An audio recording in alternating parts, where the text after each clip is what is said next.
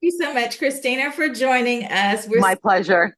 We're so excited to hear a little bit more about your journey. So thank you for taking the time to share that with colleagues that are on the call. Some of you probably already know, but it took me almost 8 years to achieve the CNE exam success, to achieve that passing score, because I kept putting it on my bucket list and years kept flying by. And we were just talking earlier with colleagues as we were all joining that it's on several of their bucket lists too. So I appreciate you, Christina, for joining us to tell us a little bit about your journey. Now, Christina, I did take some time to kind of look at your progress with our program. It looks like you joined our master class and our monthly boot camp in August and September. So tell us a little bit about what it was like for you and what made you decide that you wanted to join an exam prep or a master class. So originally, I had joined uh, a PhD program in nursing education. And once I had done that, I realized that attaining the CNE was definitely a goal I wanted to strive for. So I had it on the list and started looking at your YouTube videos and getting an idea of what I needed to do in order to prepare. And then I actually ended up moving from New York Mhm. to Texas. So, with my husband retiring and then moving to New York and my son graduating college, a lot of things happening.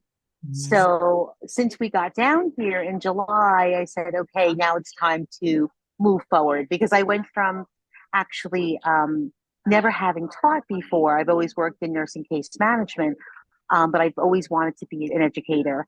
And I decided that when I came down here, because I'm almost done with my PhD program, that I would not get a job in case management. I would move into education. Now is the time. And so I had gotten a position and started my studies and took it this past Sunday and was successful. Yay, that's amazing. Okay, so you're newer in education. So when did you start? Brand new. Wow, that's impressive. So, talk to us a little bit about your preparation. So, what made you decide that you wanted to attend a prep class versus doing it on your own? So I definitely like having the structure Hmm. and somebody to keep me more or less accountable Hmm. because it's very easy to get distracted by life and very easy to get distracted by Netflix and family and all those things, or just being tired, and then also having my PhD studies as well. Yeah. So it kept me on track. Hmm. Um, I had really um, thought that I would be able to do it in the 6 weeks time. I took some extra time only because with the move, I needed a little bit additional time. So I took an extra month. I delayed an extra month and gave myself the opportunity to really buckle down. Hmm. And that's when I really, and I had already been studying kind of lightly along, but then really buckled down in the last 4 weeks, really going over everything that you had recommended, going through Billings and Halstead, going through Linda Caputi. And I found that basically those two resources, like I had told you in the email, those two resources are truly all you need for success. That and your programs. Well, thank you. We appreciate that feedback. And you're absolutely right, Christina, as you said in your email, that it can be tempting to look at other resources because you may have started to think, now, is there something else I should be looking at? Surely it can't be only these two resources. So we appreciate you sharing that with us. And another Yes. that I think you've already pointed out, Christina, that we get a lot. We even got the question when we were at the Odin conference, and that is exactly what you experienced. Can you be in a PhD or DMP program and achieve CNE success? So you've answered that question of yes, but what would be one or two tips you would give that you haven't already shared to any colleagues that are out there watching this testimonial about being in school and the prioritization that you had to use to help you achieve success? What would you share with them? I have to say that definitely being towards the end of the program, I really had a good foundation in all of the educational principles I needed in order to be successful. Mhm. So definitely being towards the end of the program, like I'm about to go into my comprehensive testing, and then I'll start my dissertation process. So, I really felt like I had the tools and that I was ready to be an educator and ready to study and, have the tools needed in order to be successful on the exam. Like Mhm. you said, I did try looking at some other things. I looked at flashcards and I looked at a couple of other review books because I love review questions. I find them so helpful. But some of them were too easy that I recognized right away that there were no distractors and that I knew from looking at your videos and looking at Billings and Halstead and Caputi as far as the exam analysis. Mhm. Um, so once I realized that the other resources really weren't going to help me is when I really focused on those two and watching the videos to guide me through. Um, One thing I have to say, as far as what areas, as far as the focus, as far as focus, like you had said in some of your videos, um, competency 1 and 2 are essential and they really, really delve into that. I felt like the majority of the questions were on competency 1 and 2, Mhm. and I felt that competency 1 and 2 also prepared you better to be successful in the other competencies as well. Mhm. Yes. Um, yes, and I actually made a list of just a couple of things that I wanted to mention as far as the different areas, not specifically to the test, but just as far as some different um, some different areas of focus. Um, I felt that the learning theories were essential, Mhm. particularly cognitivism and constructivism, Bloom's social learning theory. All of those areas in competency 1 and 2 were just so important to have because there were a lot of questions on that and really thought-provoking questions, not just memorization. They were definitely at the analysis and application level. Knowing those vocabulary words associated with each level Mhm. were so important. Another area, again, was the exam analysis.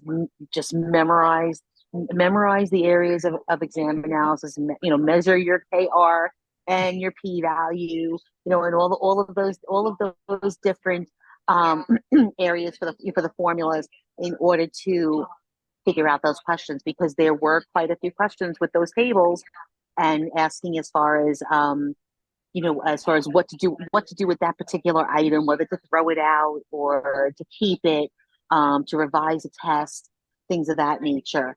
I felt that knowing the professional role of faculty, particularly knowing the professional role of clinical faculty, was really important. There were quite a few questions. It wasn't so much that you couldn't be successful if you didn't have a background in being clinical faculty, just so much that just knowing the principles was enough. Mhm. And then, knowing as far as the professional role, not only the faculty and the clinical faculty, but the professional socialization of the students as well. Mhm. And then also quite a few questions on Boyer's model of scholarship.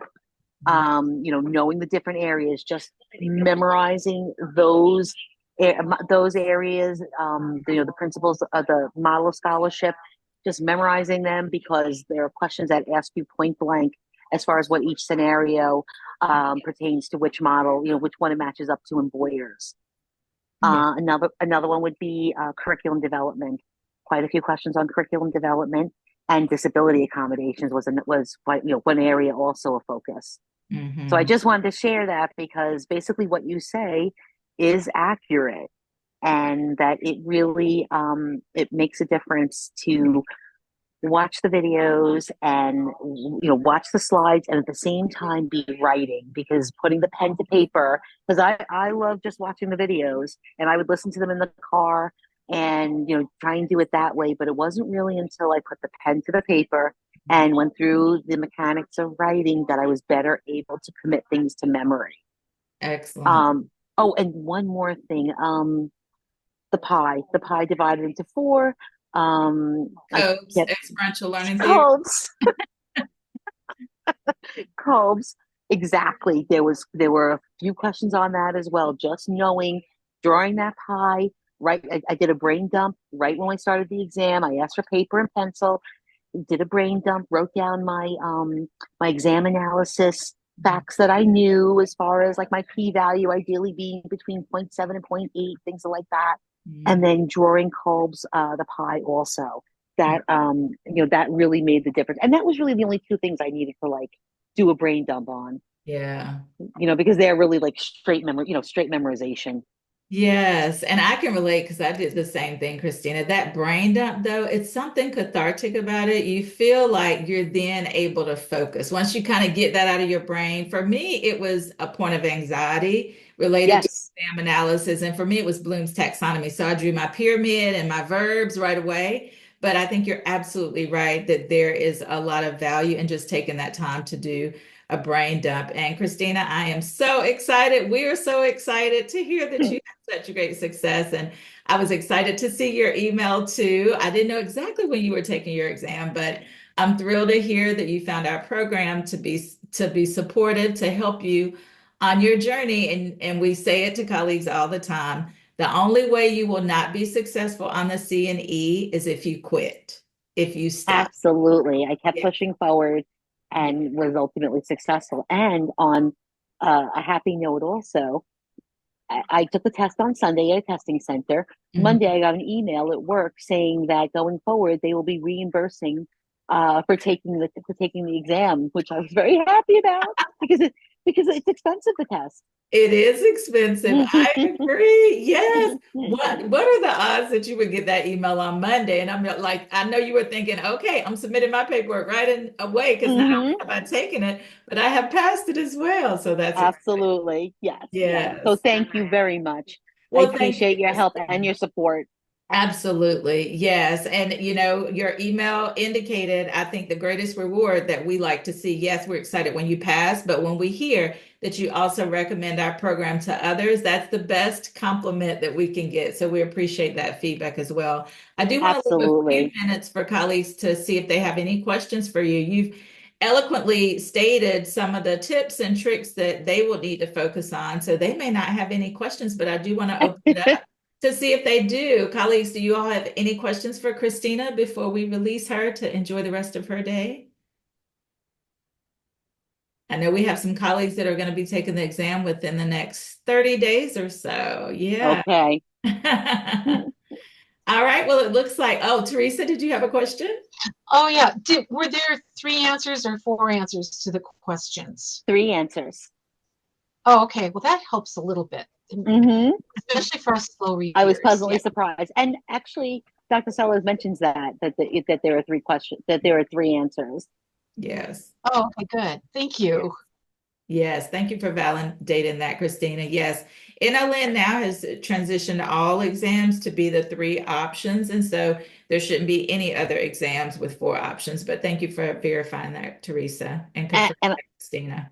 And I have to tell you, one thing that I found that having studied like I did and feeling ready to take the test and knowing that the passing rate is not that high, I kind of resolved, within myself that, okay, I've done a lot of studying. If I'm not successful, at least I have a good foundation to continue and I'll just retake it because I plan on being successful at some point. Yeah. Um, but when I got in there and having 3 hours to take the test and 150 questions, I was able to finish in 2 hours, 20 minutes.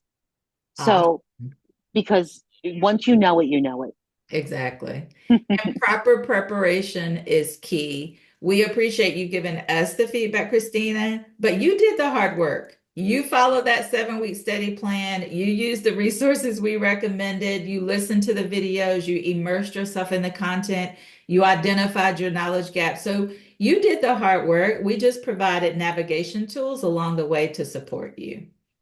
Thank you. Thank you. Oh, and everybody do those questions at the end of Caputi, at the end of every chapter in Caputi's, do those review questions.